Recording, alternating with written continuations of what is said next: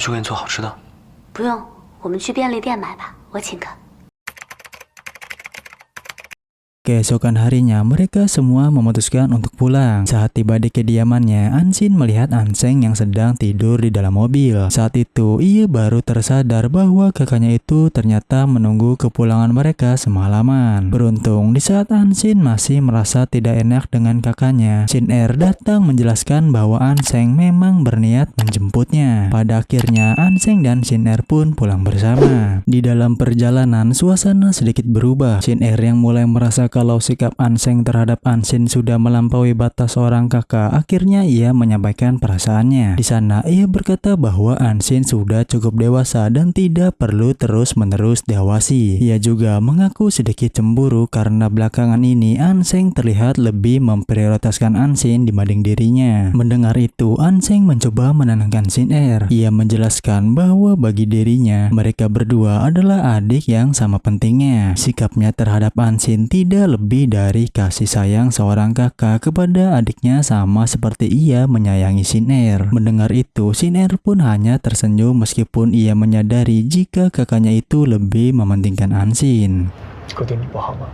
差远了，回去赶紧把胡子刮了吧，别让妈看见了。 Tak lama, mereka pun sampai di rumah. Saat sedang berbincang dengan ibunya, topik percintaan kembali muncul. Sang ibu mengungkapkan bahwa ia telah menemukan seorang wanita yang cocok untuk Anseng. Ia merasa sudah saatnya Anseng memiliki pasangan. Apalagi selama ini ia tidak pernah terlihat mendekati wanita selain Anshin. Mendengar hal itu, Anseng tidak banyak berkomentar. Ia tahu bahwa pada akhirnya ia harus memenuhi harapan dari sang ibu. Maka dari itu, ia pasrah dan menyetujui untuk menemui wanita tersebut. Di sisi lain, Anshin sedang menjalani wawancaranya dengan salah satu penerbit komik ternama. Penerbit tersebut sangat antusias dengan karya-karya Anshin yang kini mulai banyak diminati pembaca. Ia berharap Anshin bisa terus berkarya dan membuat cerita-cerita baru. Meski ada tekanan karena kini menjadi pusat perhatian, Anshin berusaha menjadikannya sebagai motivasi agar tidak mengecewakan para penggemarnya.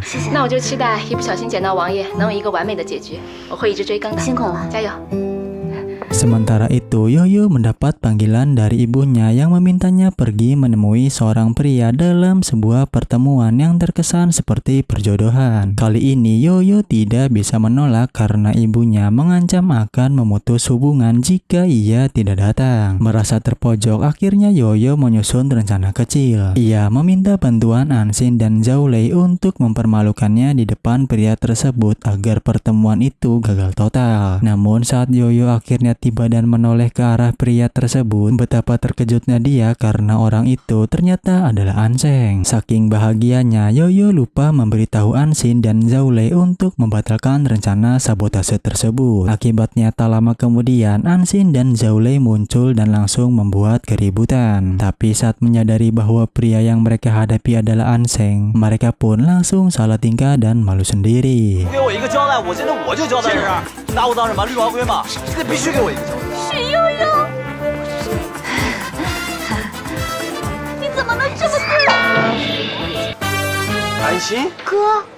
Setelah kejadian itu, akhirnya mereka duduk bersama. Dalam suasana canggung itu, Yoyo memberikan isyarat kepada Anshin untuk membantunya. Anshin pun mulai mendekat dan membisikkan kepada kakaknya bahwa Yoyo adalah perempuan baik dan perjodohan ini sebenarnya tidak terlalu buruk. Namun Anseng yang sejak lama tidak tertarik pada urusan percintaan, ia menolak secara halus. Penolakan itu membuat Yoyo tampak sedih. Melihat itu, Anshin yang tidak kehabisan akal segera mengusulkan ide lain, di mana ia meminta Anseng untuk berpura-pura berkencan dengan Yoyo. Menurutnya ini akan menguntungkan kedua belah pihak. Jika mereka terlihat menjalin hubungan meskipun hanya berpura-pura, maka keluarga mereka tidak akan lagi mencoba menjodohkannya dengan orang lain yang justru bisa menyulitkan keduanya. Setelah mempertimbangkan semuanya, Anseng merasa jika ini adalah win-win solution bagi mereka berdua. Akhirnya ia pun setuju dan mengajak Yoyo untuk memulai kencan pertama mereka. 你觉得呢？特别好。好。 Tak lama setelah Yoyo dan Anseng pergi, Ansin dihampiri oleh dua orang wanita yang ternyata adalah penggemarnya. Mereka yang menyukai karya Ansin pun mulai meminta tanda tangannya dan memohon agar ending dari ceritanya nanti berakhir bahagia. Di sisi lain, Shin Er sedang mempresentasikan perusahaan barunya di mana hanya dalam 3 bulan saja saham mereka bisa melesat. Keberhasilan itu disebabkan oleh kolaborasi perusahaan mereka dengan perusahaan Lingyu. Mendengar itu, ayah Shin Er dengan cepat menghubungi Lingyu karena grup Gucci ingin berdiskusi mengenai teknologi pengenalan wajah dengan Niwei. Akan tetapi di sini Lingyu yang merasa jika informasi mengenai klien tidak bisa disebarluaskan. Ia dengan tegas menolak permintaan itu karena memang hal itu bukanlah bagian dari kerjasama mereka. Mendengar penolakan itu, Tuan Gu pun menjadi sangat kesal dan berjanji akan melakukan sesuatu sampai Lingyu sendirilah yang datang dan memohon kepadanya suatu hari nanti. Setelah perbincangan itu, Lingyu meminta Aili untuk memperketat keamanan sehingga grup Gucci tidak bisa mencuri sedikit pun informasi. 让技术部的人加强安全警备。 明白。 Sementara itu di sisi lain, Ansin baru saja mendapatkan uang sebesar 10 juta yuan atas keberhasilannya membuat komik yang diminati banyak orang. Ia menceritakan hal itu kepada Lingyu dan berusaha untuk menebus hutang-hutangnya agar tidak membebani pikirannya. Akan tetapi Lingyu yang tidak ingin menerima uang itu, ia berharap jika Ansin terus terikat kepadanya. Setelahnya, Lingyu mengajak Ansin ke suatu tempat di mana ia menjelaskan jika dari sinilah semuanya dimulai. Bertahun-tahun ia membangun tempat ini dan sudah melewati banyak kegagalan sebelum akhirnya ia bisa sesukses ini. Selain itu, Lingyu memberitahu Ansin jika dia tidak boleh takut jika menghadapi sebuah tantangan. Karena jika semuanya berjalan lancar, dia pasti akan berpuas diri dan berpikir sangat berbakat sehingga dia akan selamanya berada di zona nyaman dan berhenti berkembang. 每一次失败都孕育着成功的种子，那所有的挫折，到日后都是你的财富。我不会放弃的。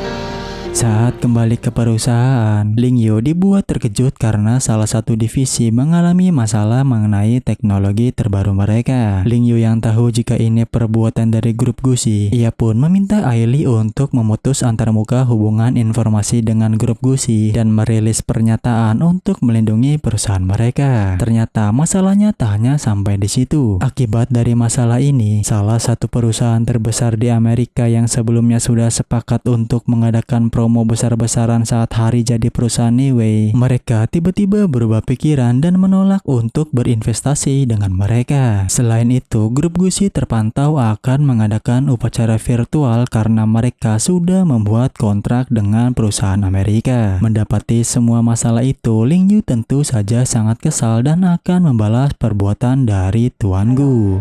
顾氏集团那边现在突然决定要举办一个网站盛典，据说已经跟美国那边取得了接洽。还没等我们着手调查，这老狐狸自己露出尾巴。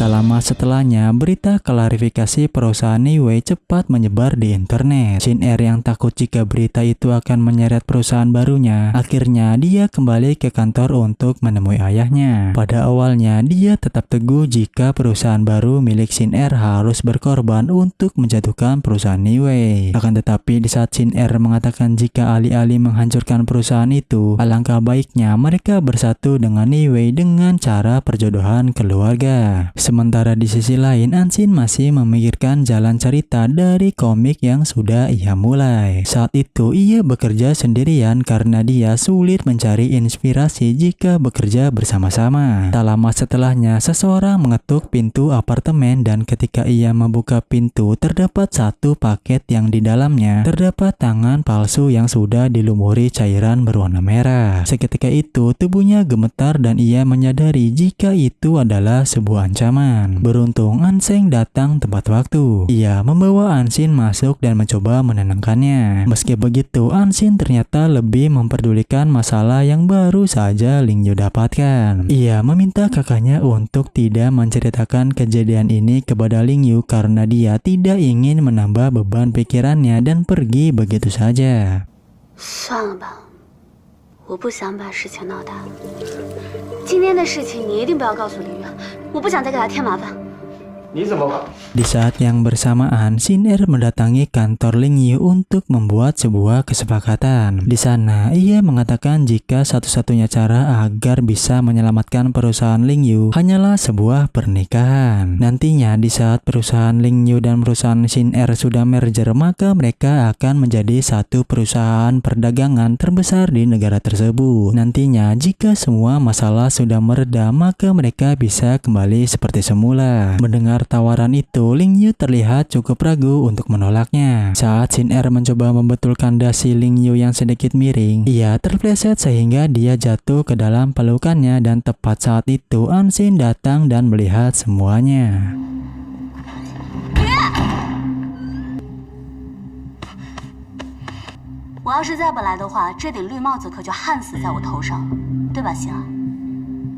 Karena sudah tertangkap basah, Shin Er dan Ling Yu pun menjelaskan jika semua yang dia lihat tidak seperti yang Anshin pikirkan. Lalu Shin Er pun pergi meninggalkan mereka berdua. Saat berdua, Ling Yu mencoba meyakinkan lagi jika Shin Er hanya membantunya untuk membetulkan dasinya dan terjatuh. Meski kesal, Anshin ternyata tidak pergi. Dia lebih memilih untuk duduk di sofa dan Ling Yu langsung tidur di pangkuannya. Saat itu, Anshin mengatakan bahwa dia meminta maaf karena tidak bisa membantu Ling Yu menyelesaikan permasalahannya. Mendengar itu, Ling Yu tidak menjawab apapun dan dia terlalu nyaman berada di pangkuan Anshin sampai tertidur. Saat bangun, Ling Yu menyadari jika Anshin sudah meninggalkannya. Ia hanya melihat satu gambar bertuliskan kata-kata yang menyemangatinya. Ternyata Anshin menghampiri kakaknya yang sedari tadi sudah menunggu kepulangannya. Anseng jelas masih mengkhawatirkan Anshin mengingat teror sebelumnya.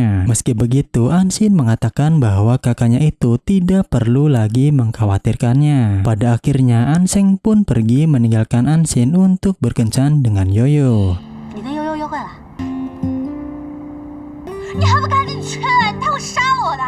Saat akan memasuki ruangan teater, mereka mendengar gosip mengenai pertunangan Shin Er dengan Ling Yu. Mereka berdua yang kesal akhirnya tidak jadi menonton dan pergi ke kantor Ling Yu untuk meminta penjelasan. Sesampainya di sana, Ling Yu yang mengetahui jika mereka berdua datang karena rumor yang beredar. Ia menjelaskan jika itu hanyalah gosip murahan dan dia tidak mungkin meninggalkan Anshin. Anseng tentu saja tidak percaya begitu saja karena dia yakin jika Ling Yu akan bertunangan dengan Shin Er karena saat ini perusahaannya sedang membutuhkan pertolongan keluarga mereka. Oleh karena itu, Anseng mengancam jika Ling Yu berani menyakiti Anshin, maka Anseng akan merebut Anshin kembali. Setelah keluar dari ruangan itu, Yoyo merasa jika tindakan Anseng sudah melebihi hubungan kakak dan adik. Dia pun menanyakan apakah Anseng menyukai Anshin. Sesaat sebelum menjawab pertanyaan itu, Yoyo berkata lagi jika dia menyukai Anseng dan tidak peduli siapa orang yang Anseng sukai. 你上车吧，我送你回去。不了，我自己能回去。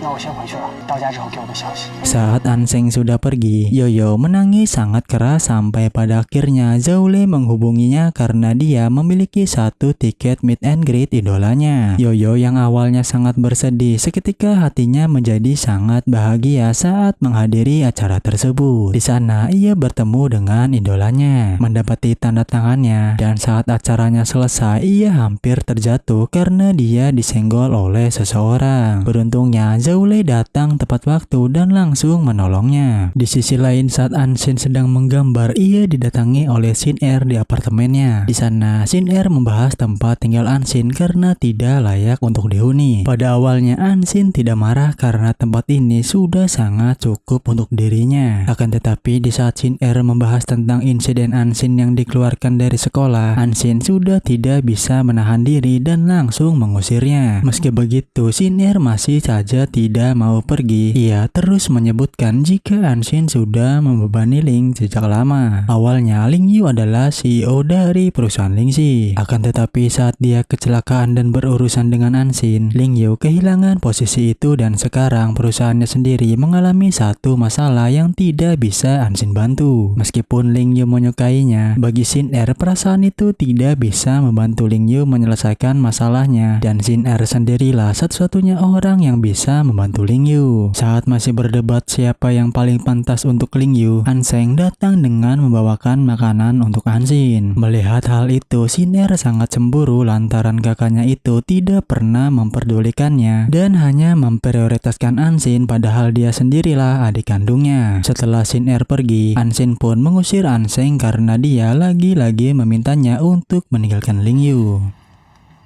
离开他吧，我不忍心你一个人承受这些伤害。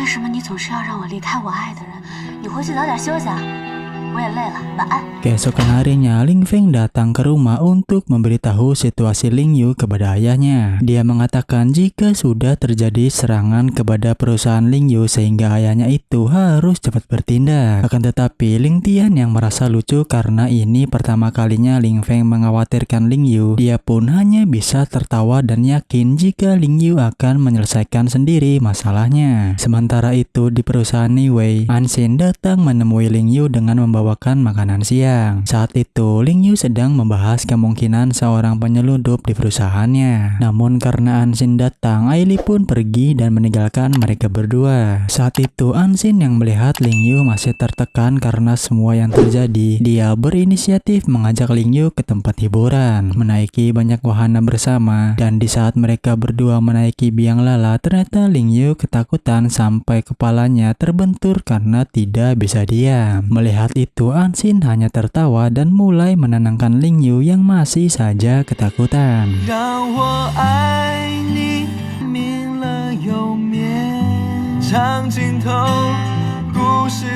Di tengah kemelut yang dihadapi perusahaannya, Ling Yu mendapatkan kunjungan tidak terduga dari ayahnya. Di sana, ayahnya itu mengungkapkan kekhawatirannya dan mengingatkan Ling Yu akan sikapnya yang selalu ingin menyelesaikan masalahnya sendiri, seperti ia menyembunyikan mainan dari kakaknya saat masih kecil. Ling Tian berharap putranya itu mau menerima bantuannya kali ini. Namun, Ling Yu dengan tegas mengatakan bahwa ia sudah cukup dewasa dan akan mengurusnya sendiri. Keesokan harinya, Ling Yu menghadapi negosiasi bisnis yang sangat alot dengan pihak Jepang yang syaratnya dianggap sangat pemberasan. Mengingat filosofi An Shin untuk mengosongkan pikiran saat dia sedang buntu, Ling Yu pun memutuskan untuk mencari inspirasi di luar. Saat melewati salah satu toko, seorang penjaga menawarkan produk alternatif di mana harganya lebih murah namun kualitasnya sama seperti brand ternama. Ucapan sederhana itu langsung mengingatkannya kepada An Shin. Dahulu An Shin pernah berkata bahwa jika tidak mampu membeli sesuatu yang mahal, maka mereka hanya perlu mencari alternatif lain yang memiliki kualitas yang hampir setara. Segera setelah itu, Ling Yu mengadakan rapat dengan Departemen Promosi Niwei. Ia menginstruksikan timnya untuk segera mengumpulkan merek alternatif murah yang telah mengambil pangsa pasar merek besar dan melakukan kolaborasi dengan semua merek tersebut dalam 1 jam ke depan. Departemen Humas juga diminta bersiap untuk memperbarui materi promosi setiap saat. Strategi ini pun berjalan lancar dengan beberapa kesepakatan berhasil dicapai dengan salah satu pihak menyatakan senang bekerja sama dengan Niwei. Hello Mr. Lin, it's my pleasure to cooperate with Niwei. Di tempat lain, grup Gucci sedang mengadakan konferensi pers soal peluncuran karnaval belanja. Akan tetapi, acara itu justru dipenuhi pertanyaan tajam dari beberapa wartawan. Mulai dari dugaan sabotase hingga perebutan kerjasama dengan merek-merek milik Niwei. Go Yuan Chao membantah semuanya. Ia bilang acara ini sudah lama dirancang dan tidak ada hubungannya dengan Niwei. Ia juga menegaskan bahwa siapapun bebas memilih kerjasama karena itu murni keputusan pasar. Saat ditanya soal hilangnya paket milik Niwei, Go Yuan Chao mengelak dan meminta semua pihak untuk tidak berspekulasi. Ketegangan makin memuncak saat salah satu reporter menyebutkan bahwa Niwei sudah merilis video bukti dan sedang menggelar wawancara. Seketika, semua wartawan pun langsung pergi dari ruangan itu untuk mengejarnya. 这是怎么回事？你到底还是没处理干净。董事长，这绝不可能。对不起，都知道。 Dalam situasi yang berbeda, Ling Yu menemui ayahnya untuk membicarakan sebuah proyek 5G dengan logistik gudang yang berpotensi mengubah industri dan dunia. Ia meminta ayahnya untuk menginvestasikan 500 juta yuan di Neway dengan imbalan hak penggunaan Ling Xiao selama 10 tahun ke depan. Mendengar hal itu, sang ayah langsung menyetujuinya dan menekankan bahwa keputusannya berinvestasi karena Ling Yu adalah putranya. Setelahnya, kemudian giliran Ling Yu yang mengadakan konferensi pers. Para reporter menanyakan keputusannya karena hanya berkolaborasi dengan merek kelas menengah dan apakah ini dampak dari grup Gucci. Mendengar itu, Ling Yu menjelaskan bahwa ini berdasarkan pilihan tren konsumen saat ini dan merupakan tren strategis penting Neway untuk membuka pasar yang tenggelam. Ia juga mengonfirmasi perilisan video terkait insiden kehilangan paket atas persetujuannya dan Ling Yu secara terang-terangan mengakui bahwa perilisan video itu bertujuan untuk mengungkap kebenaran dan menyiratkan grup Gucci sebagai dalang utamanya. 您之所以选择今天公布视频一指富士集团，是为了要打压对方的黄万庆活动吗？没错，你很懂，但提不上什么打压。我只是想还各位一个真相。 Setelah konferensi pers, saat Ling Yu sedang mempersiapkan materi promosi untuk perayaan hari jadi perusahaannya, Shin Er datang menemui untuk meminta maaf atas nama ayahnya. Namun Ling Yu dengan dingin menyatakan bahwa pihak yang seharusnya meminta maaf adalah dalang di balik semua ini yang sudah berniat buruk. Selain itu, ia memberitahu bahwa surat panggilan pengadilan seharusnya sudah diterima oleh Pak Gu. Shin Er yang mendengar hal itu, ia terkejut dan meminta maaf lagi karena sudah mengganggunya lalu pergi dari sana. Seketika berita pun menyebar bahwa Neway telah mengajukan banding terkait fitnah jahat dan perusakan reputasi yang dilakukan oleh grup Gucci. Mereka melayangkan tuntutan permintaan maaf ke publik dan kompensasi simbolis sebesar 1 yuan. Di tempat lain, Ling Sheng diberitahu oleh asistennya bahwa Shin Er sudah pulang sejak insiden terungkap dan Ling Yu tidak bergeming terhadap permohonannya. Hal itu membuat Ling Sheng sangat khawatir dengan keadaan Shin Er, sehingga Ling Sheng pun berniat untuk menemuinya meskipun di kediaman keluarga Gu sendiri sudah pasti dikelilingi oleh banyak reporter. Setibanya di kediaman Gu, Ling Sheng memang mendapati banyak reporter yang menunggu pernyataan maaf dari ayah Shin Er. Di sana, Ling Sheng kemudian menemukan Shin Er yang terlihat sedang mencoba kabur dari jendela. Seketika ia teringat masa kecil Shin Er yang juga pernah memanjat pagar untuk bolos sekolah. Meski sudah tertangkap basah, Shin Er mengaku hanya ingin mencari tempat untuk menghabiskan waktu sendirian. Mendengar itu, Ling Sheng pun menawarkan diri untuk menemaninya pergi. 我就是想找个地方可以静一静，你去不去啊？不去我走了。我的公主，请。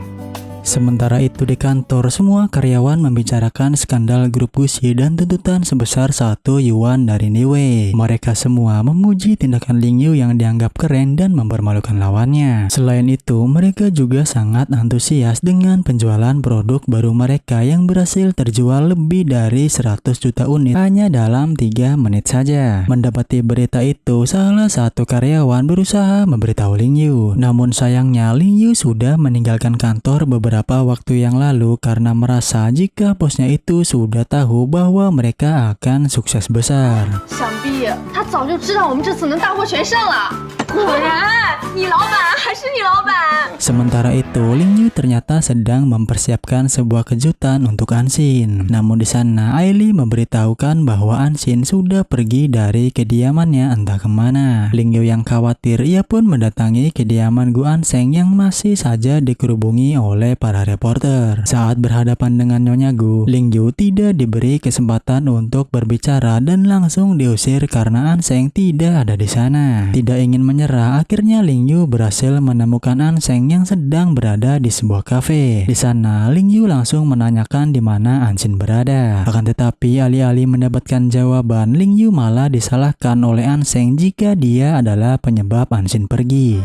安心是被你逼走的， Melalui serangkaian kilas balik dan monolog batin Anshin, terungkap bahwa ia telah memutuskan untuk pergi. Ia merasa pertemuannya dengan Ling Yu adalah sebuah kecelakaan. Ketika Ling Yu secara resmi memperkenalkan diri sebagai Ling Yu di pesta ulang tahun, Anshin sadar bahwa mereka berasal dari dua dunia yang berbeda. Ling Yu tidak akan kesulitan mencari makan atau cemas soal biaya seperti dirinya. Setelah semua yang terjadi, Anshin merasa jika Ling Yu bukan lagi Xiaoba yang dia kenal. Selain itu, Anshin merasa jika bukan karena kecelakaan di malam itu, mereka bahkan tidak akan pernah bertemu. Lalu ditambah dengan perkataan Shin Er yang mengatakan bahwa cintanya hanya menjadi beban bagi Ling Yu. Perkataan itu terus menghantuinya sehingga kini Anshin memutuskan untuk meninggalkan tempat itu sementara waktu. Di sisi lain, ternyata Anshin sedang menemui Zhao Lei untuk mengundurkan diri. Ia merasa tidak bisa menggambar lagi dan tidak ingin menjadi beban bagi studio. Namun Zhao Lei menolak pengunduran dirinya. Zhao Lei mengatakan bahwa galaksi Coolman ada karena Anshin dan mereka semua mempercayainya. Ia meminta Anshin untuk percaya pada dirinya sendiri, meluangkan waktu untuk beristirahat dan mereka akan menunggunya kembali. 你说要退出的话，就当没听过，给自己放假，等你回来。 Tepat saat itu, Ling Yu menerima transferan sebesar 82.000 yuan dari Anshin. Seketika itu, ia teringat lagi momen-momen kebersamaan mereka. Kenangan manis itu membuat kondisi Ling Yu menjadi memburuk. Dokter Xiao yang datang membawakan makanan kepadanya. Ia mendesak Ling Yu untuk makan dan tidur tepat waktu agar dia tidak meninggal duluan sebelum Anshin ditemukan. Sementara itu di sisi lain, Anshin ternyata mengunjungi rumah lamanya. Di sana, ia teringat momen masa kecil yang membuatnya menjadi menangis. Dalam kilas balik, Anshin kecil melihat ibunya bertingkah aneh. Ia mengatakan akan mengambilkan bulan untuknya. Meski Anshin kecil berkata ibunya tidak akan bisa mengambil bulan, sang ibu bersikeras dan akan menunjukkannya. Ternyata ibunya itu memutuskan untuk bunuh diri tepat di hadapannya. Seketika ingatan itu pun membuat Anshin sangat bersedih dan trauma masa lalunya kambuh lagi. 我给你摘个月亮，好不好？我摘给你看。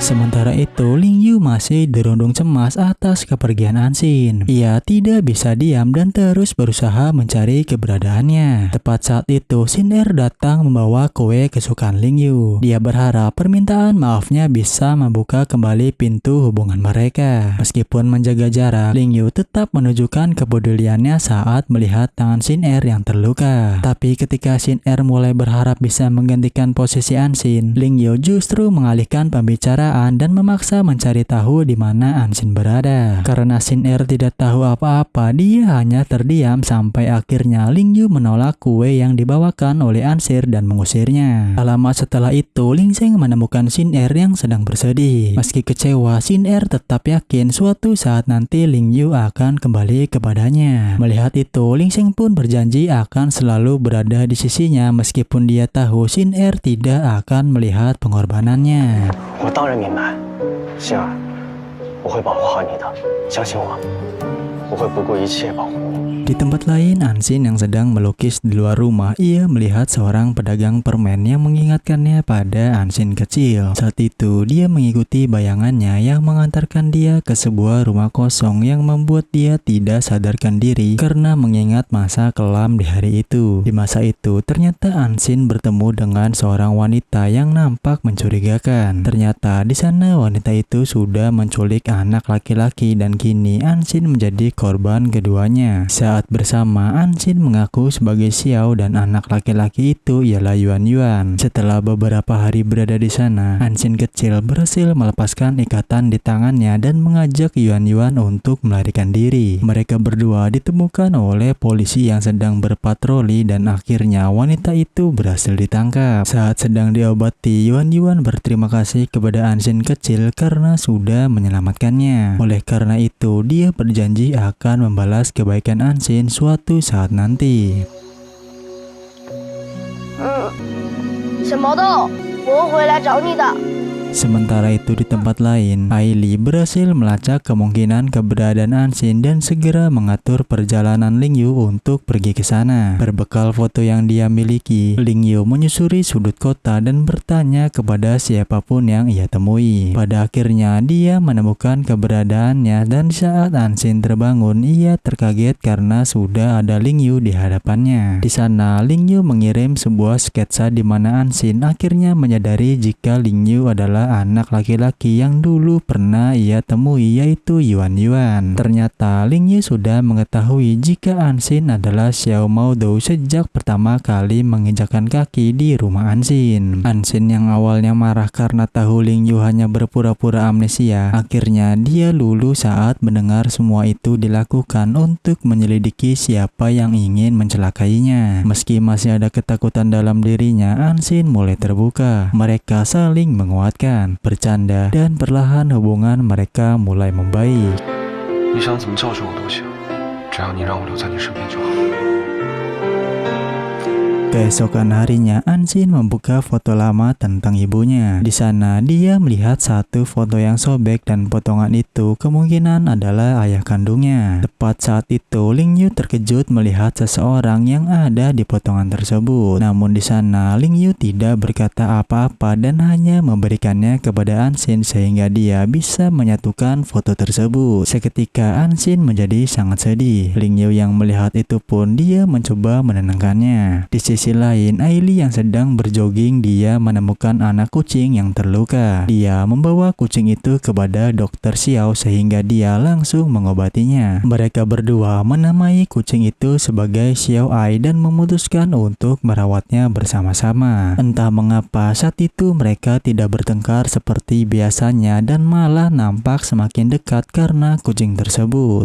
你和他这么有缘，要不然就叫小爱吧。 好。 Sementara itu, Ansin ternyata sudah memutuskan untuk kembali ke apartemennya. Di sana, dia bertemu dengan Zhao Lei dan Yoyo yang berniat mempromosikan komik baru milik Ansin. Meski mereka berdua sudah mengatur sedemikian rencana agar Ansin cepat kembali bekerja, Ansin yang sedang terburu-buru akhirnya dia meninggalkan mereka berdua dan akan membahas promosi itu di lain waktu. Ternyata Ansin menemui ayah angkatnya untuk mencari sebuah kebenaran. Pada akhirnya Tuan Gu mengatakan bahwa Ansin memang bukan putrinya dan dia pernah meninggalkan Ansin di panti asuhan. Mendengar itu, Ansin pun bertanya-tanya di mana rumah sakit yang melahirkannya. Saat sudah mengetahui di mana rumah sakit itu, Ansin pun langsung pergi ke sana. Namun sayangnya rumah sakit itu sudah dibongkar dan akan dijadikan tempat perbelanjaan. Tak lama setelah itu, Lingyu datang dan akan membantu Ansin untuk menyelidiki catatan rumah sakit. Di perjalanan, Lingyu memberikan ponsel baru yang sudah dipasangkan aplikasi pelacak demi keamanan Ansin. Pada awalnya Ansin keberatan karena itu menyangkut privasinya. Namun saat dia tahu jika Lingyu hanya ingin melindunginya, akhirnya dia mulai mengerti dan mereka pun sepakat untuk tinggal bersama-sama sementara waktu. 你这个软件不会有什么摄像的功能吧？就是我洗澡也能看得到的那种。你倒是提醒我吧，我怎么早没有想到？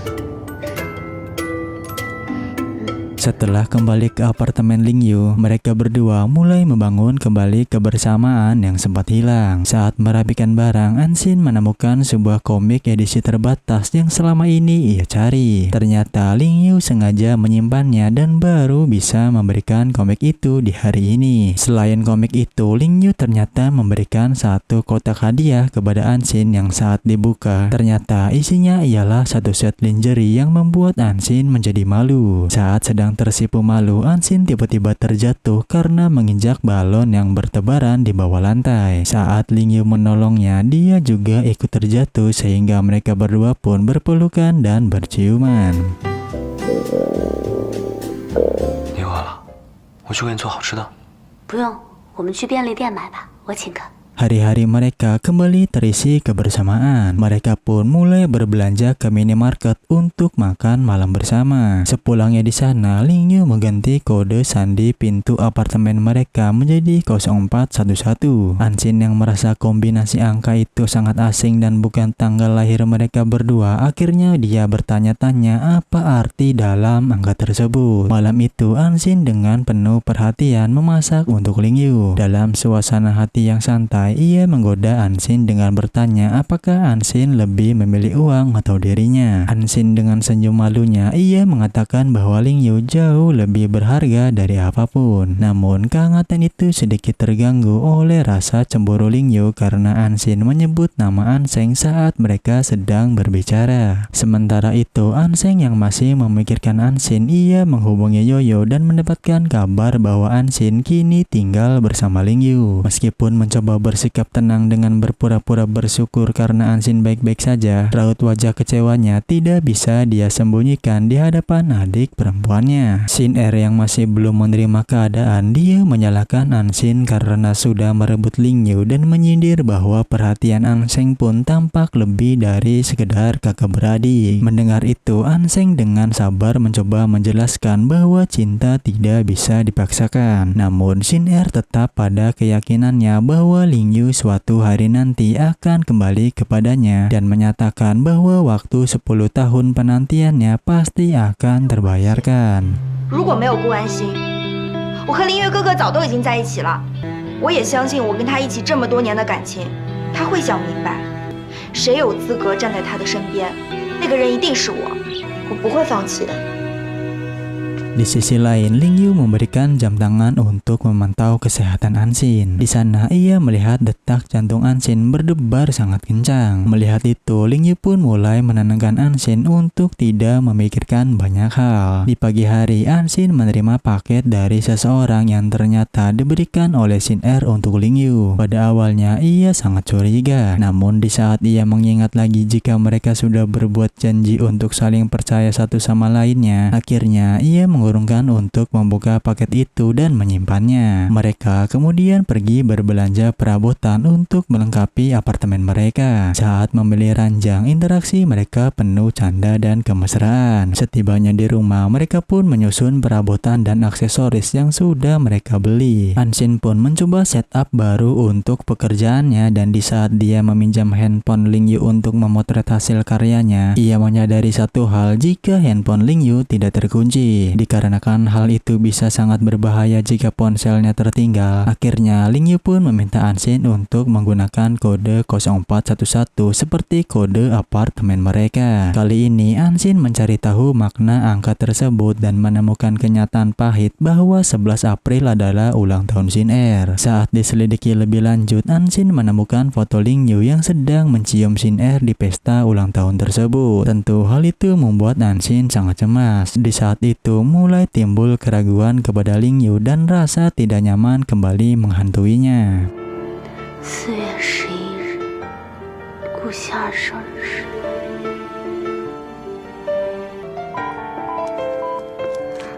Keesokan paginya, Ansin pergi ke studio Galaxy Coolman. Di sana, Yoyo dan Zhaolei menyambutnya dengan kabar gembira tentang kesuksesan komik barunya. Namun, Yoyo segera menyadari perubahan raut wajah Ansin yang nampak banyak pikiran. Pada akhirnya, Ansin pun menceritakan kegelisahannya mengenai kode sandi 0411 yang merupakan tanggal lahir dari Shin Er. Ia takut Ling Yu masih menyimpan perasaan untuk Shin Er dan dirinya hanyalah pelarian atau pengganti sementara. Yoyo di satu sisi mencoba menenangkan Ansin, namun di sisi lainnya ia juga tidak bisa sepenuhnya menyangkal kemungkinan itu yang akhirnya membuat Ansin semakin bingung. Di sebuah pusat kebugaran, Dr. Xiao Yisan kembali mencoba menarik perhatian Ailey yang sedang berlatih tinju. Ia bahkan nekat menggantikan Ailey untuk bertanding dengan seorang petinju profesional. Tentu Dr. Xiao Yisan dihajar habis-habisan oleh petinju itu sampai sampai dia tidak bisa berdiri lagi. Meski tubuhnya penuh lebam, Xiao Yisan tetap semangat dan mengaku bahwa semua itu ia lakukan demi Aili. Awalnya Aili tampak jengkel karena dokter Xiao Yisan terlalu nekat. Akan tetapi di saat melihat kegigihan Xiao Yisan yang begitu tulus, ia akhirnya membela dokter Xiao Yisan saat muridnya itu mencoba untuk menghinanya. 你说的对，对待无法获以尊重的人，是应该给人点教训。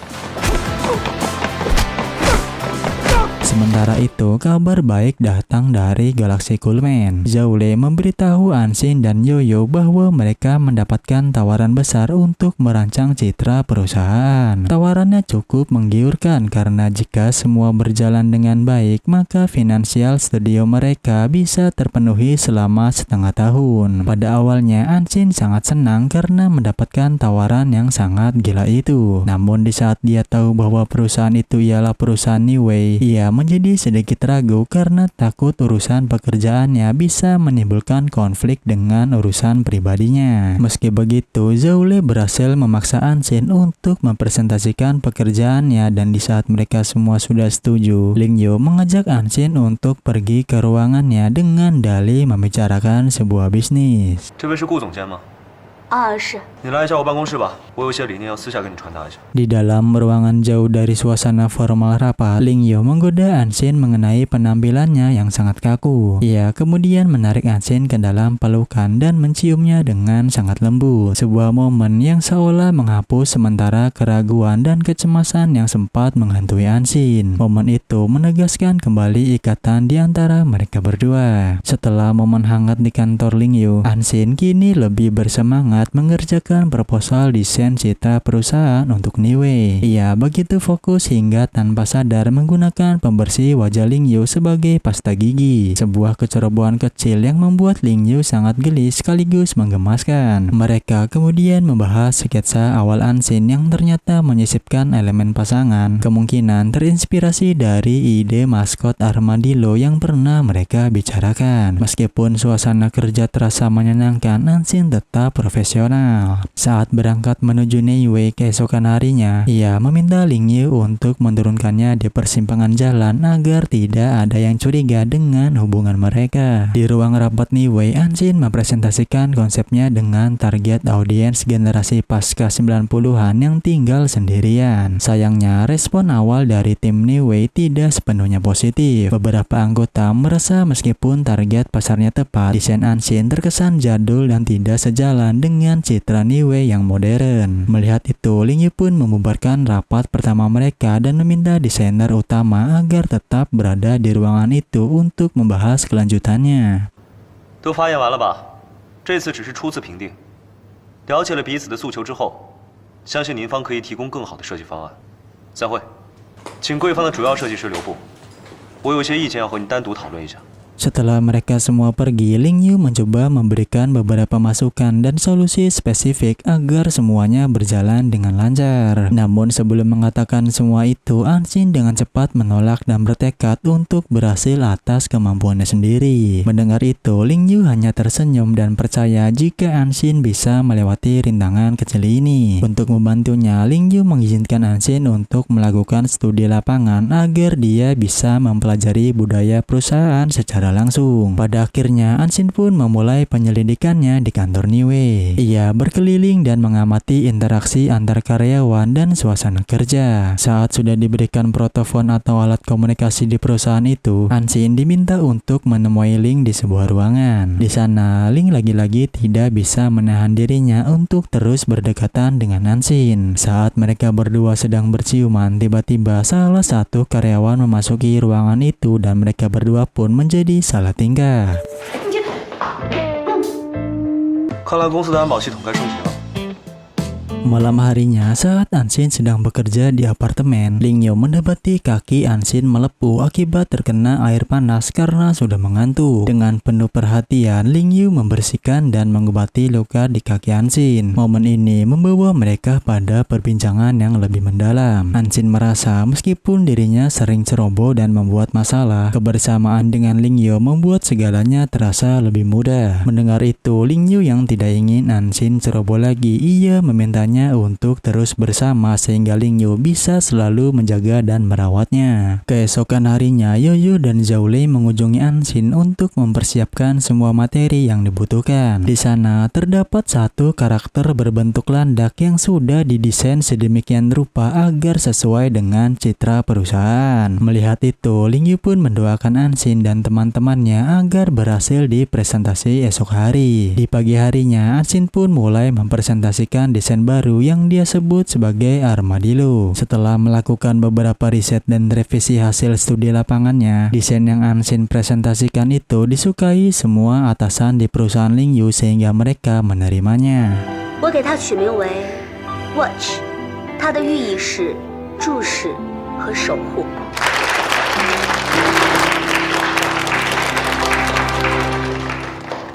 Untuk merayakan kesuksesan ini, mereka berencana untuk mengadakan pesta kecil. Di sana, Anshin yang melihat Zhao Lei dan Yoyo menjadi semakin dekat, ia pun memiliki inisiatif dan meminta mereka berdua untuk datang di malam hari. Dengan suasana yang sudah diatur sedemikian rupa, Anshin mempertemukan Zhao Lei dengan Yoyo di studio mereka. Di sana, Yoyo yang berterima kasih karena Zhao Lei sudah bekerja keras sama seperti Anshin. Dia pun memberikan kacamata khusus kepada Zhao Lei. Saat memakainya, dia sangat terkejut karena untuk pertama kalinya ia bisa melihat spektrum warna dengan sangat jelas. Ternyata kacamata itu adalah alat bantu untuk kondisi buta warna parsial yang selama ini dialami oleh Zhao Lei. Di tengah momen emosional itu, Zhao Lei memberanikan diri untuk menyatakan perasaannya kepada Yoyo. Pada awalnya, Yoyo sedikit ragu karena mereka sama sekali tidak pernah membahas tentang percintaan. Namun karena melihat Zhao Lei yang sangat tulus kepadanya, akhirnya Yoyo pun menyetujuinya dan mereka pun resmi berpacaran.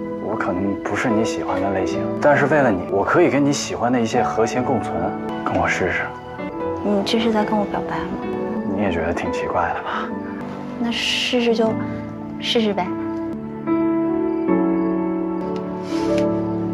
Di dunia bisnis, Ling Yu menghadapi tantangan baru. Ia bertemu dengan Pak Liu dari Xingye Teknologi untuk membahas kelanjutan proyek bernama Ling Xiao. Di sana, Pak Liu mendesak agar proyek tersebut segera diluncurkan untuk mendapatkan keuntungan dengan cepat. Akan tetapi, Ling Yu yang selalu mengutamakan kualitas dan pengembangan jangka panjang, ia dengan tegas menolak usulan tersebut meskipun Pak Liu menyebut banyak perusahaan lain yang tertarik untuk bermitra dengan dirinya.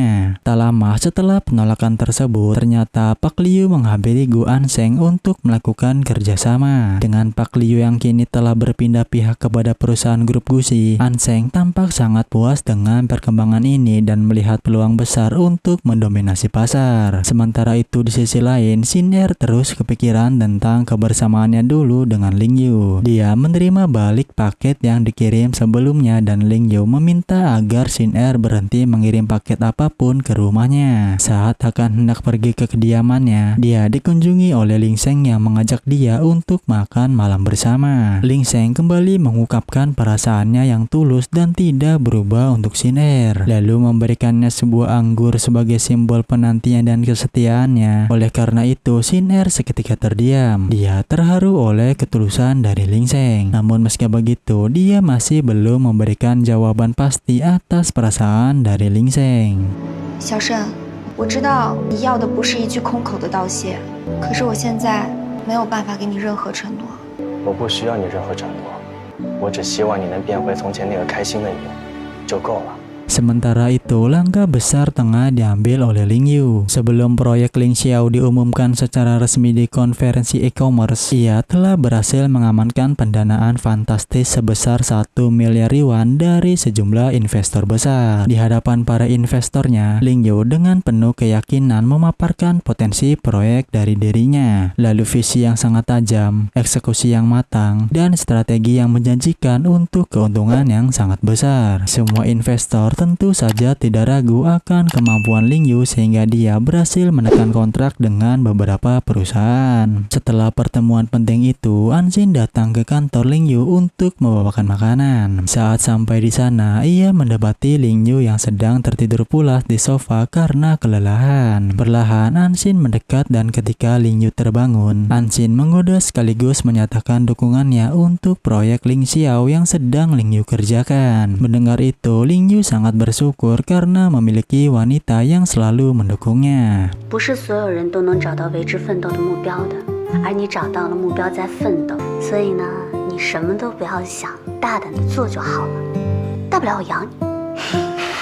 Di konferensi e-commerce, Gu Anseng dengan percaya diri mempresentasikan proyek logistik 5G ambisius dari grup Gusi. Meskipun orang-orang mengetahui jika proyek tersebut memiliki kesamaan dengan proyek Ling Xiao, Anseng tidak peduli dan mengklaim bahwa grup Gusi akan segera mendominasi pasar e-commerce. Namun, presentasinya dikejutkan dengan kemunculan Ling Yu yang sangat tidak terduga. Di hadapan para hadirin dan media, Ling Yu secara mengejutkan menyatakan dukungan penuh Wei terhadap proyek milik grup Gusi. Bahkan dia menyebutkan bahwa Lingxi Group juga tertarik untuk berinvestasi sehingga langkah ini membuat banyak pihak terkejut termasuk Anseng sendiri. Di saat semua orang mulai berspekulasi tentang proyek ini, Anseng yang merasa superior menegaskan bahwa ia akan mengalahkan Ling Yu, baik dalam bisnis maupun dalam perebutan hati Ansin dan berjanji akan mengambil kembali semua yang ia rasa menjadi miliknya. Namun Ling Yu dengan tenang menepis semua ancaman Anseng. Ia menyatakan bahwa Anseng tidak pantas untuk Ansin dan taktik bisnisnya yang meniru proyek Ling Xiao memiliki cacat fundamental.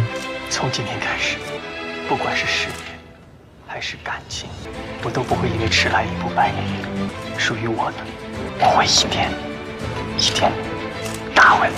Di perjalanan pulang, Aili yang khawatir jika mereka tidak akan memenangkan pertempuran ini, akhirnya bertanya kepada Ling Yu mengapa mereka tidak melaporkan pencurian teknologi yang sudah dilakukan oleh grup Gusi. Ternyata Ling Yu memang sengaja membiarkan Pak Liu bekerja sama dengan Anseng sehingga dia bisa menghancurkan keduanya secara bersamaan. Ling Yu sendiri mengungkapkan bahwa ia telah mengantisipasi pengkhianatan semacam ini dan memiliki rencana balasan yang melibatkan Xiao Fei Teknologi yang akan membuat grup Gusi menghadapi tuntutan pelanggaran hak paten. Mendengar itu, Aili menjadi lega dan percaya bahwa bosnya itu selalu memiliki jalan keluar di setiap permasalahannya. Tak lama, prediksi Ling Yu terbukti benar. Saat berada di kantornya, Anseng menerima kabar buruk di mana grup Gusi tersandung masalah besar akibat tuduhan pelanggaran paten dan penipuan konsumen terkait rencanaan. Akibatnya, para investor menjadi panik dan harga saham grup Gusi anjlok secara drastis. Pak Liu yang menjadi perantara teknologi kini tidak bisa dihubungi. Kini Anseng menyadari jika dirinya tengah berada di dalam badai. Ia menghadapi tekanan dari media dan para investor yang menuntut pengembalian dana. Situasi ini membuatnya sangat tertekan. Shin Er yang mendengar kabar tentang kesulitan yang dihadapi kakaknya pun merasa sangat cemas. Di sisi lain, Ling Yu yang telah merencanakan kejatuhan grup Gusi terlihat tampak senang. Aili melaporkan bahwa rencana mereka untuk melakukan short sale saham grup Gusi hampir selesai. Sebuah strategi yang akan semakin menekan rivalnya tersebut. Di tengah kemelut bisnis ini, hubungan Ling Yu dan Ansin kembali diuji. Ansin yang mendapati Ling Yu pulang dengan wajah yang lelah, ia mencoba mencari tahu apa yang sebenarnya terjadi. Ling Yu awalnya berusaha menutupi beratnya masalah yang sedang dihadapi Ni Wei dan dirinya. Namun Ansin yang kemungkinan telah mendengar kabar mengenai krisis di grup Gusi dari Shin Er dan curiga akan keterlibatan Ling Yu, akhirnya mengkonfrontasikannya sampai akhirnya Ling Yu mengakui bahwa dirinya sedang melakukan perang bisnis melawan Anseng. Mendengar itu, Ansin merasa sangat kecewa karena Ling Yu seolah menyembunyikan masalah darinya dan khawatir tindakannya akan menyakiti Anseng. Di situ perdebatan pun tidak terhindarkan. Ling Yu merasa jika Ansin meragukannya dan lebih memihak kepada kakaknya itu. Sementara Ansin merasa jika Ling Yu tidak cukup mempercayainya untuk berbagi masalah. Pertengkaran itu berakhir dengan Ling Yu yang pergi meninggalkan Ansin dalam keadaan marah dan frustasi.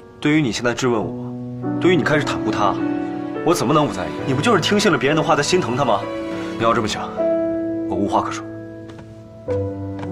Beberapa hari kemudian, Dr. Xiao Yisan berhasil menemukan berkas medis Ibu Anxin dari rumah sakit tempat Anxin dilahirkan. Ia kemudian menemui mentornya yang bernama Jiang Tao yang kebetulan menangani tes DNA milik Anxin. Dr. Jiang awalnya berpura-pura tidak mengingat kasus tersebut. Namun di sana, Xiao Yisan tidak menyerah begitu saja. Ia menemukan kejanggalan lain pada berkas medis Yugo, teman sekelas Anxin yang dulu dituduh dicelakai oleh Anxin. Ternyata laporan medis Yugo yang juga ditangani Dr. Jiang tampak telah dimanipulasi. Di sana terdeteksi adanya alprazolam dalam darah Yugo yang mengindikasikan adanya unsur keracunan, bukan sekedar cedera akibat terjatuh. Penemuan ini semakin memperkuat dugaan adanya konspirasi besar di masa lalu. Puncaknya, Yao Jishan menemukan sebuah rekaman suara yang sangat mengejutkan. Dalam rekaman itu terdengar Yang Hong, istri Gu Yuanchao, tengah memeras Dr. Jiang. Dari sinilah terungkap bahwa Yang Hong adalah dalang dibalik penukaran sampel darah Anxin untuk tes DNA paternal, dan dia jugalah yang memaksa Dr. Jiang untuk merekayasa laporan medis Yugo agar Anxin dituduh bersalah.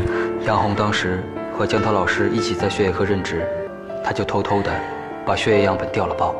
就是那一份有问题的亲子，我妈妈最后才会变成那个样子。为什么要这么对我？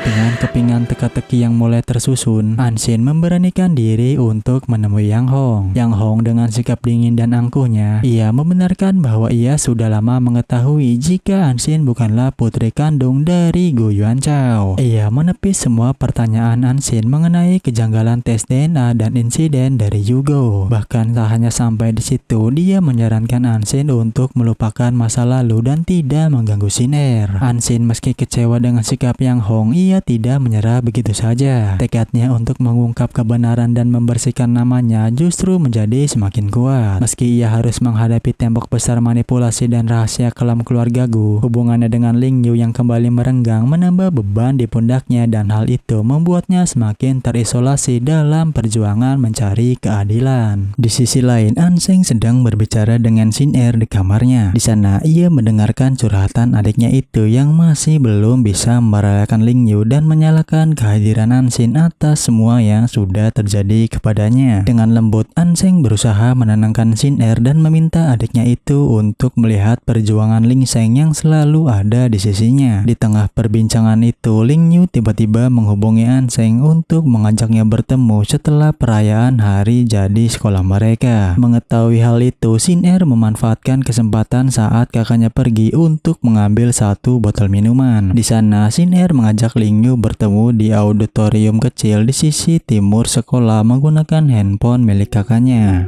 明天我们提早到11点，学校东角楼小礼堂见。 Keesokan harinya, Ling Yu yang tidak curiga, dia datang ke auditorium sekolah yang sepi dan tampak sudah tidak terpakai itu. Sesampainya di sana, ternyata yang hadir bukanlah Anxin, melainkan Sin Er yang sudah menipunya. Sesaat setelah mengunci semua pintu dan memblokir sinyal telepon, Sin Er kembali mencoba meyakinkan Ling Yu dengan mengenang masa lalu mereka di tempat tersebut. Selain itu, dia memohon agar Ling Yu mempertimbangkan kembali hubungan mereka dan lebih memilihnya daripada Anxin. Namun tentu saja Ling Yu tetap teguh pada pendiriannya. Dengan tegas ia mengatakan bahwa Anxin adalah satu-satunya wanita yang ingin dia cintai dan pilihannya tidak akan pernah berubah. 10年，我喜欢了你整整10年，我们不用再浪费20几年的时间成本去互相了解、互相相识。我既然选择了安心，就不会再喜欢其他人。不要在没有结果的事情上再纠缠。 Sementara itu di kantor Niwei, Aili mulai cemas karena Ling Yu tidak kunjung datang untuk rapat penting dan nomornya pun tidak bisa dihubungi. Anxin yang juga dihubungi oleh Aili, dia teringat akan kartu undangan perayaan hari jadi sekolah yang pernah ia lihat. Seketika itu, firasatnya mengatakan bahwa Ling Yu mungkin berada di sana. Tanpa ragu, Anxin pun segera bergegas menuju sekolah untuk mencari Ling Yu. Setibanya di auditorium, ia menemukan Ling Yu dan kehadiran Anshin membuat Ling Yu menjadi lega. Saat itu Anshin melihat Shin Er yang juga berada di tempat tersebut. Di sana ia sangat marah kepada Shin Er karena sudah memanfaatkan kakaknya itu untuk menjebak Ling Yu. Namun Shin Er justru semakin provokatif dengan menunjukkan foto-foto mesra bersama Ling Yu di masa lalu. Meski begitu, Anshin yang tahu jika Shin Er hanya mencoba merusak hubungan mereka, akhirnya dia tidak terpancing sama sekali dengan semua perkataan Shin Er dan menegaskan posisinya sebagai kekasih Ling Yu. Melihat itu, Ling Yu pun mendukung Anshin. Dia menjelaskan kepada Shin Er bahwa apa yang terjadi di antara mereka di masa lalu hanyalah kesalahpahaman dan perasaannya saat ini hanya untuk Anshin seorang. 从今往后，我也不再是那个任人欺负、忍气吞声的关系，我会堂堂正正的生活，认认真真的爱Ling Yu。我跟安心不是一时冲动，也不止10年。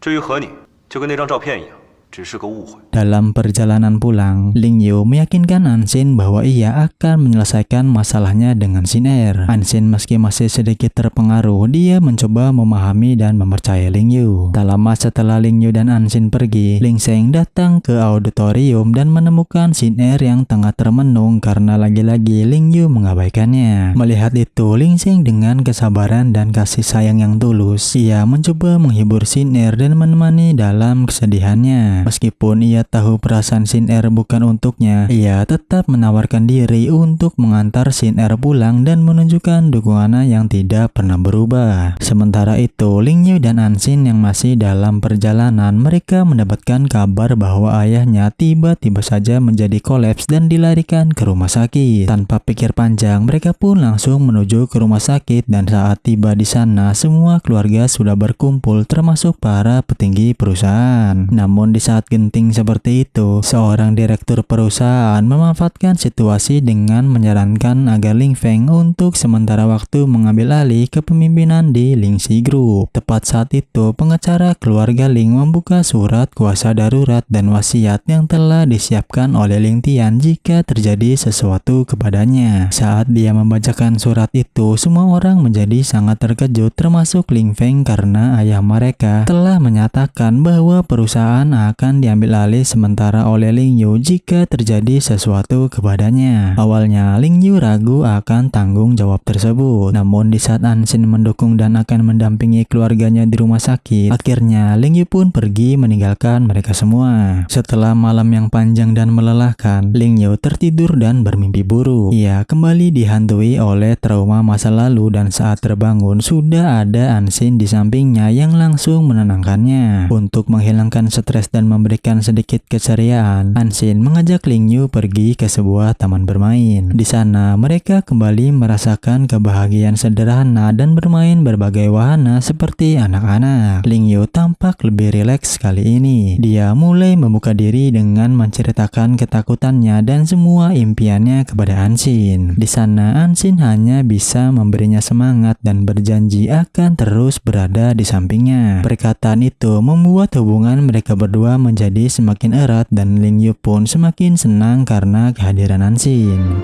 放心吧，没问题的，我会一直陪着你。那就拜托你了，安心，谢谢你。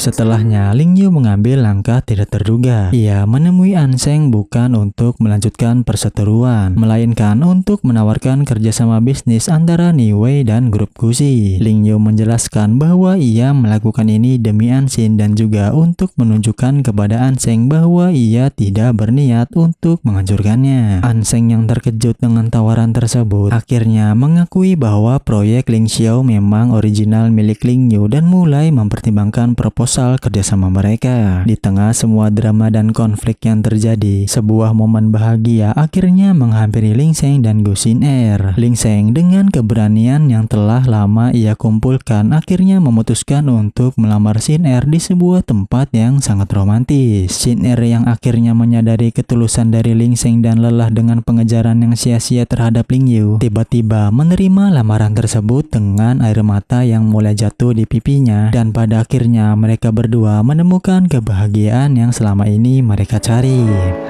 你愿意接受可以为你加速狂奔的我吗？谢谢你，我爱你。Sementara itu, Dr. Xiao Yisan yang masih tidak percaya dengan apa yang sudah dilakukan oleh mentornya, ia memutuskan untuk mabuk-mabukan dan menghubungi Ling Yu jika ingin berhenti menjalani pekerjaannya. Di sana Ling Yu yang khawatir dengan cepat menghampiri Xiao Yisan yang sudah setengah sadar. Saat mereka berdua datang, Xiao mengira jika dia sedang bermimpi dan sangat senang melihat Aili datang menghampirinya. Saat Aili membantu Yisan untuk berbaring di sofa, ia malah memeluk Aili dan mengatakan bahwa ia sangat mencintainya. 答应让我们好好在一起。好，我答应你。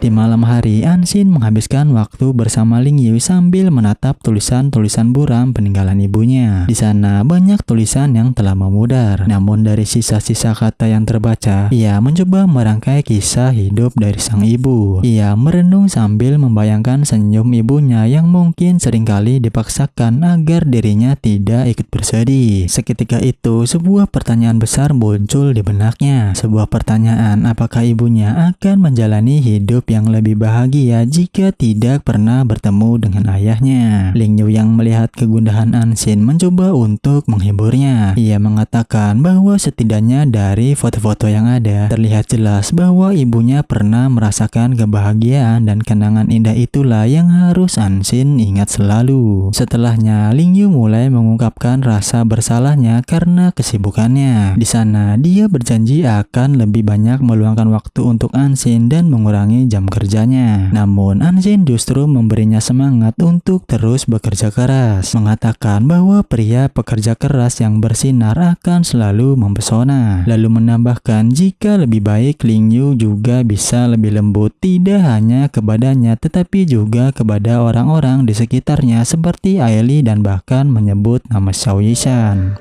不只是对我，对身边的人都要这样，比如艾丽。 比如萧一山，比如萧一山，萧一山就算了吧，他自己就是个发电机。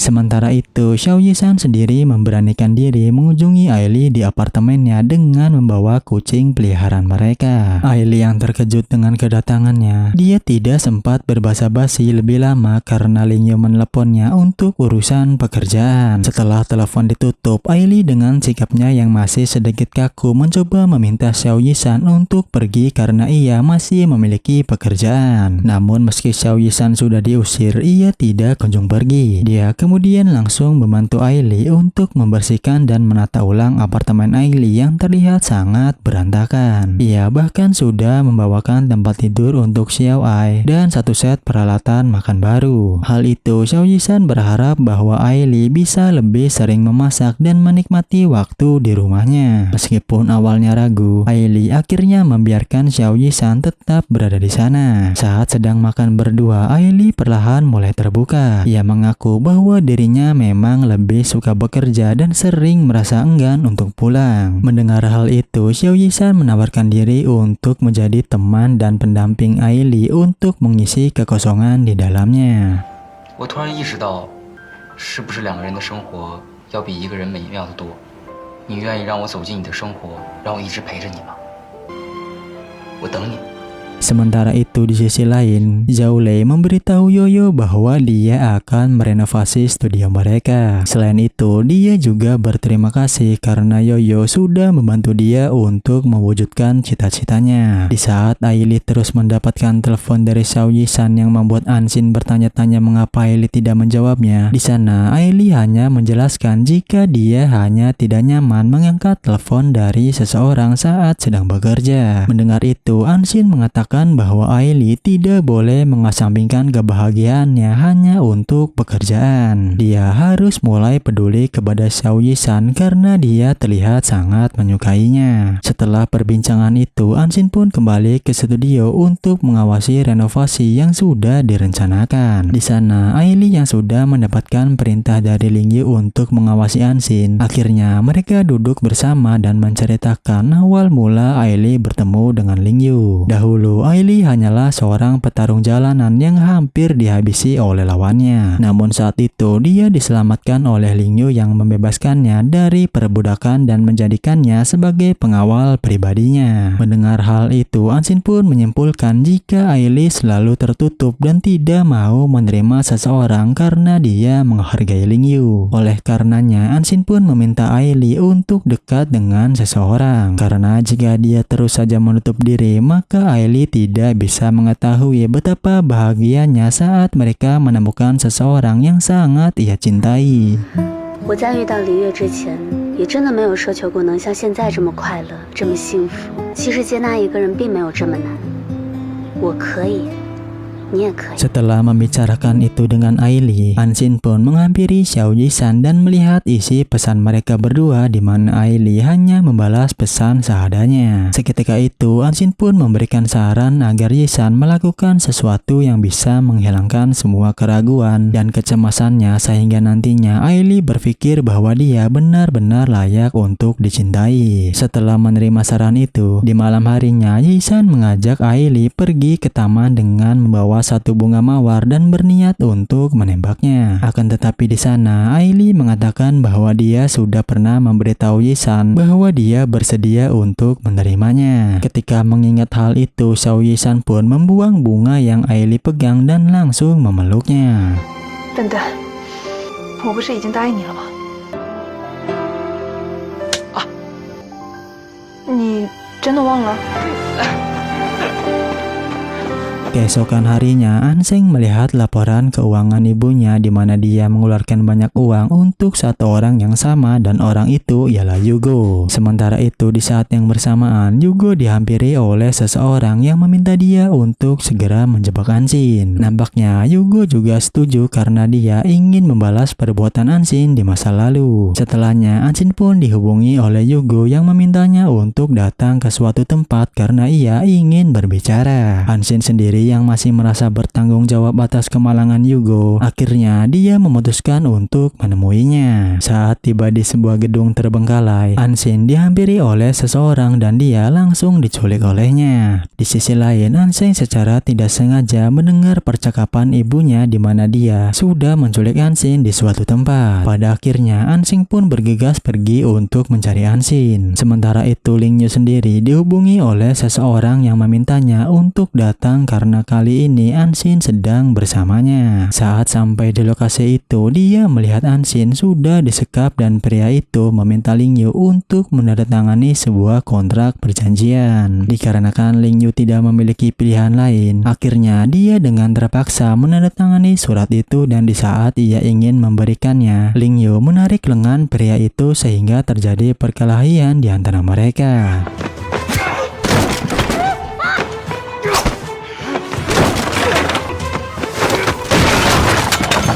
Di saat Ling Yu sudah berhasil mengalahkan pria itu dan akan mengeluarkan Anshin, dia malah dipukul tepat di kepalanya oleh Yugo. Dikarenakan mereka berdua sudah tidak bisa lari lagi, pria suruhan itu pun pergi dengan membawa surat perjanjian yang sudah Ling Yu tanda tangani. Meskipun sudah menyerahkan semua yang pria itu mau, Yugo yang masih memiliki dendam kepada Anshin, akhirnya dia menyeret Anshin dan berniat membunuh mereka berdua dengan gas beracun yang sudah menyebar di ruangan itu. Di tengah kepungan asap dan bau gas yang semakin pekat, harapan Ling Yu dan Anshin untuk selamat tampak sangat menipis. Namun di saat yang paling kritis, sebuah keajaiban tak terduga terjadi. Ling Feng tiba-tiba muncul entah dari mana dan berhasil melumpuhkan Yugo sehingga mereka semua berhasil diselamatkan.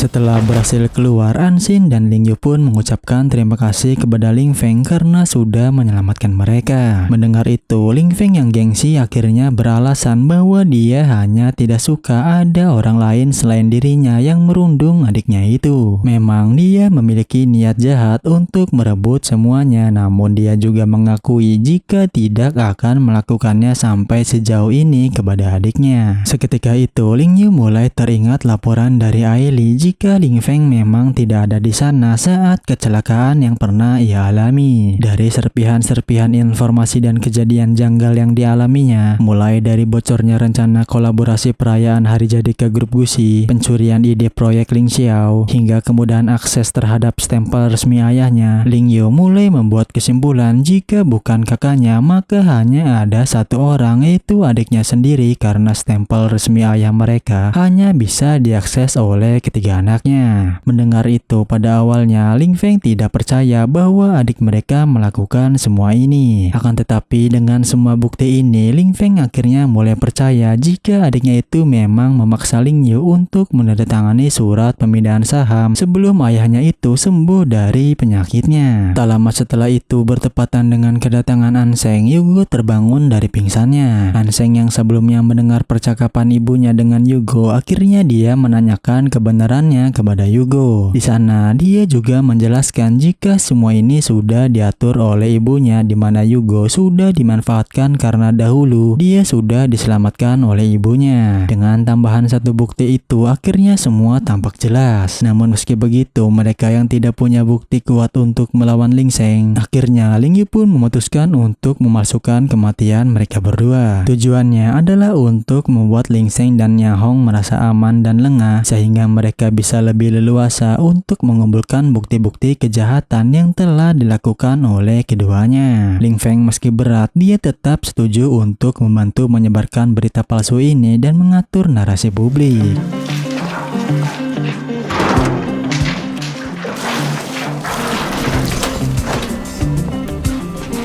Setelah semua rencana dilaksanakan, Ling Yu dan Anshin kemudian pergi bersembunyi di sebuah desa yang dulu pernah Anshin tinggali. Mereka dibantu oleh Wu, seorang teman lama Anshin yang sangat bisa diandalkan. Wu sendiri menyediakan tempat tinggal yang aman dan membantu mereka memantau situasi dari kejauhan. Ling Yu yang terbiasa dengan kemewahan, awalnya merasa tidak nyaman dengan kehidupan sederhana di desa. Namun demi Anshin dan rencana mereka, ia pun berusaha untuk beradaptasi. Sementara Anshin yang memang sudah terbiasa dengan kesederhanaan, dia menemukan sedikit ketenangan meskipun bayang-bayang Ling Seng dan Yang Hong terus menghantuinya. Sementara itu di sisi lain, Ling Seng yang termakan berita palsu kematian Ling Yu merasa di atas angin dan percaya rencananya berjalan dengan sangat lancar. Lun, anak buah yang diperintahkan oleh Ling Seng pun melaporkan bahwa ia telah membereskan Ling Yu dan tidak akan ada lagi yang bisa menemukan jejak mereka. Karena merasa tidak ada lagi yang menghalanginya, Ling Seng dengan percaya diri mulai mengambil alih kendali dari Ling Xi Group. Dalam sebuah rapat darurat dengan para pemegang saham dan direksi, ia mengumumkan kematian Ling Yu dan membeberkan surat pemindahan saham lengkap dengan tanda tangan Ling Yu. Dengan dukungan Yang Hong serta beberapa pihak yang telah ia pengaruhi, ia berhasil memposisikan dirinya sebagai pemimpin baru di perusahaan.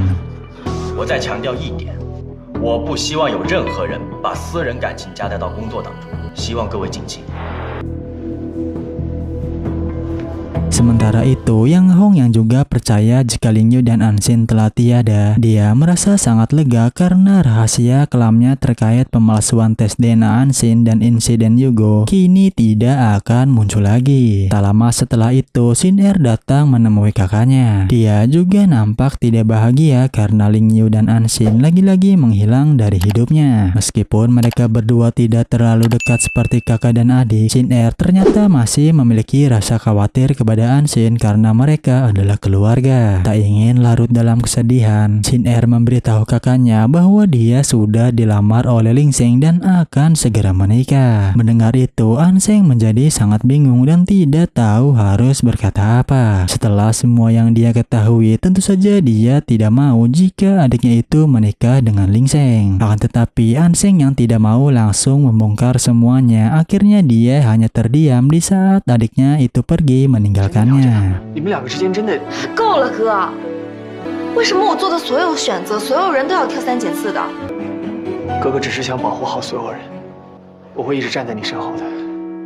Sementara itu, Ling Tian yang kondisinya masih lemah pasca kolaps, ia tengah bernostalgia melihat album foto lama dari ketiga anaknya. Tatapannya sering kali terpaku pada foto-foto Ling Yu. Saat itu, Ling Xing datang menjenguknya. Dalam perbincangan mereka, Ling Tian tanpa sadar mengungkapkan betapa Ling Yu menempati ruang istimewa di hatinya. Sebuah pengakuan yang secara tidak sengaja melukai perasaan Ling Xing yang selalu merasa dinomorduakan. Sebelum pergi, Ling Xing sengaja memberi berita mengenai kematian Ling Yu yang tentunya membuat kondisinya kembali melemah. Di rumah sakit, di tengah kepanikan dan kesedihan yang dibuat-buat, Ling Xing menghadapi banyak media. Ia dengan fasih memainkan perannya sebagai putra yang berbakti dan adik yang kehilangan. Di sana, dia menyampaikan keprihatinannya atas kondisi Ling Tian dan berduka mengenai Ling Yu. Ia meyakinkan semua pihak bahwa Lingxi Group akan tetap stabil di bawah kepemimpinannya dan secara halus menyalahkan kesalahan Ling Yu atas masalah keuangan yang mungkin akan timbul setelah peninggalannya. Lalu setelah itu, ia memposisikan dirinya sebagai penyelamat perusahaan.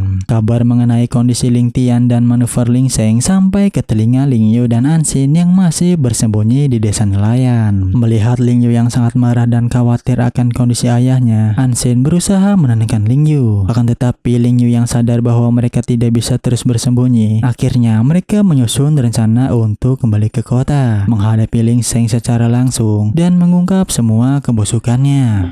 无论如何我都要回去一趟，我要去看看我爸的情况。如果他把我爸也控制的话，情况肯定比现在更糟糕。 Akhirnya dengan bantuan dari Dr. Xiao Yisan, Ling Yu berhasil menemui ayahnya yang kembali tidak sadarkan diri. Di sana, dia sangat prihatin melihat kondisi ayahnya yang dimanfaatkan oleh anaknya sendiri. Untuk menenangkan Ling Yu, Xiao Yisan pun berjanji untuk terus menjaga ayahnya dari gangguan Ling Xing. Di saat yang bersamaan, rencana Ling Yu masih terus berjalan. Ia mengirim Zhao Lei dan Yoyo sebagai pelayan di sebuah toko untuk menaruh alat perekam karena Nona Yang Hong akan bertemu dengan Ling Xing. Setelahnya, mereka pun tak lupa dengan rencana pengambilan alat perekam itu yang berjalan dengan sangat mulus. Di dalam mobil, akhirnya mereka semua bisa mengetahui semua obrolan Ling Xing bersama Yang Hong. Beberapa hari kemudian, pesta pertunangan yang sangat mewah akhirnya digelar di sebuah gedung. Para tamu penting dari berbagai kalangan turut hadir memeriahkan pesta pertunangan tersebut. Gu Yuanchao dan Yang Hong sebagai orang tua tentu saja menghadiri pesta tersebut. Namun entah mengapa Yuanchao seperti orang linglung yang terus-terusan menyebut Anxin. Dia bahkan tidak mengetahui jika hari ini adalah pesta pertunangan anaknya. Melihat itu, Yang Hong tampak tidak kaget dan berusaha menenangkannya. Di tengah kemeriahan pesta, saat Ling Xing masih berbincang dengan kolega bisnisnya, Zhao Lei dan Yoyo beraksi kembali. Mereka berdua berhasil menciptakan kekacauan kecil dengan membuat laptop yang akan digunakan untuk memutar video kenangan Ling Xing dan Xin Er mengalami sedikit masalah. 你哪儿来的忙你的去吧，下次小心点。好在是林总让我拿了一份备份过来。 Di sisi lain, akhirnya Xin Er dan Ling Xing berada di satu podium yang sama untuk menyambut para tamu undangan. Di saat layar sedang menampilkan video kebersamaan mereka berdua, tiba-tiba saja layar itu mati dan digantikan oleh rekaman suara antara Ling Xing dengan Ibu Yang Hong. Di perbincangan itu, mereka membicarakan soal pemindahan aset ilegal, lalu rencana menyingkirkan Ling Yu dan perbuatan jahat lainnya, di mana dia sudah memberikan obat alprazolam kepada Yugo agar tangannya menjadi lumpuh. Sontak seluruh ruangan menjadi gempar. Yang Hong seketika pucat karena tidak menyangka kejahatannya akan terbongkar sedemikian rupa. Sementara Ling Xing terdiam tidak bisa berkata apa-apa karena semua rencana liciknya kini terpampang di hadapan publik. Sementara Xin Er yang menyaksikan dan mendengar semua itu seketika merasa sangat hancur karena sudah dikhianati oleh ibu dan calon suaminya sendiri. Ling Xing yang kini terpojok karena semua kebohongannya terbongkar, dia mencoba mencari pembenaran dan justru menuduh Ling Yu yang sudah mengatur pemalsuan kematiannya. Di sana pula ia mengatakan bahwa dia sekarang sudah menjadi pemilik perusahaan karena ayahnya itu memberikan saham sebesar 30% kepada dirinya. Namun kartu as yang Ling Xing katakan tadi tidak bisa bertahan lama. Ling Tian ternyata telah pulih dan hadir di sana. Dengan suara berwibawanya, ia membantah semua klaim Ling Xing. Feng. Ia mengungkapkan kekecewaannya yang mendalam terhadap putra bungsunya itu yang dibutakan oleh keserakahan hingga tega mencelakakan kakaknya sendiri dan menghancurkan nama baik keluarga mereka. Ling Tian dengan tegas menyatakan bahwa ia tidak pernah berniat menyerahkan perusahaan kepada Ling Sheng yang dianggapnya masih sangat manja dan tidak bisa membedakan mana yang benar dan salah. Untuk memperkuat posisi Ling Yu, Ling Tian mengumumkan pemindahan 20% saham pribadinya kepada Ling Yu. Langkah ini segera diikuti oleh Ling Feng yang juga menyerahkan 10% sahamnya sebagai bentuk dukungan dan penebusan atas kesalahannya di masa lalu. 无条件的转让给林月，我这还有10%，都转给林月，这样林月就有30%了。他跟你一样，都是我弟弟。 Dikarenakan saat ini Ling Yu dan Ling Sheng memiliki saham yang sama sebesar 30%, Ling Sheng akhirnya meminta semua pemegang saham dan direksi untuk menentukan siapa yang pantas untuk menduduki jabatan sebagai CEO perusahaan Lingxi. Tepat saat akan mengambil suara, Ansin yang memang memegang saham sebesar 5% akhirnya datang dan memberikan warisan dari ibunya itu kepada Ling Yu. Dengan gabungan saham ini, posisi Ling Yu sebagai pemegang saham mayoritas tidak terbantahkan lagi. Para pemegang saham lainnya pun yang telah menyaksikan semua bukti dan mendengar pernyataan langsung dari Ling Tian, mereka semua serempak menyatakan dukungannya kepada Ling Yu. Ling Sheng yang kini kehilangan segalanya mulai dari kekuasaan, kepercayaan, dan mukanya di hadapan publik, dia hanya bisa terduduk lemas tidak percaya semua rencananya hancur dalam sekejap mata. Melihat hal itu, Ling Yu dengan ketenangan namun tegas menyatakan bahwa Ling Sheng harus mempertanggungjawabkan semua perbuatannya di mata hukum. Dia meminta adiknya itu untuk bertobat dan menyerahkan diri kepada pihak berwenang. 孩子，回头吧。小盛，对于你们之前做的事，我们已经报警了。你主动认罪的话，都还来得及。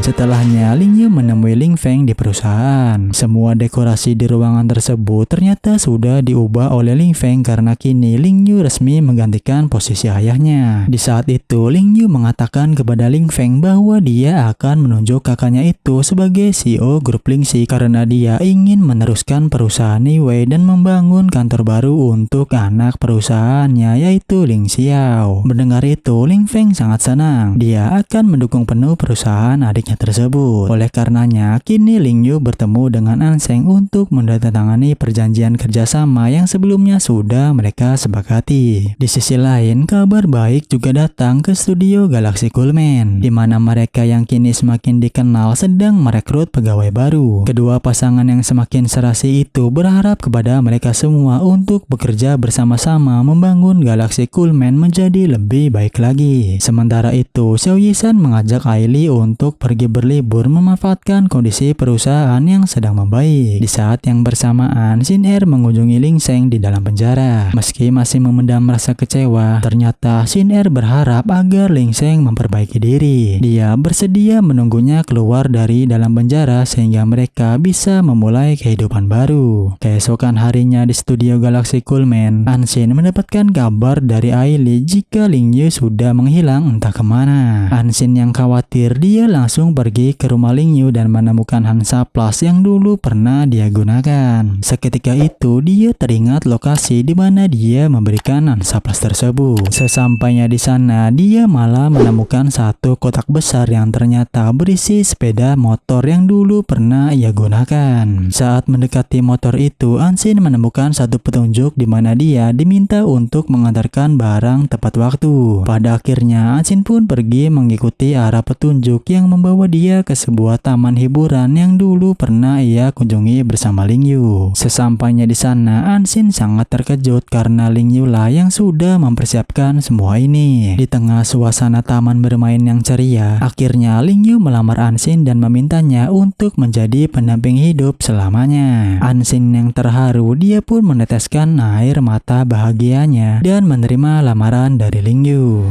顾安西小姐，你愿意嫁给我吗？没问题。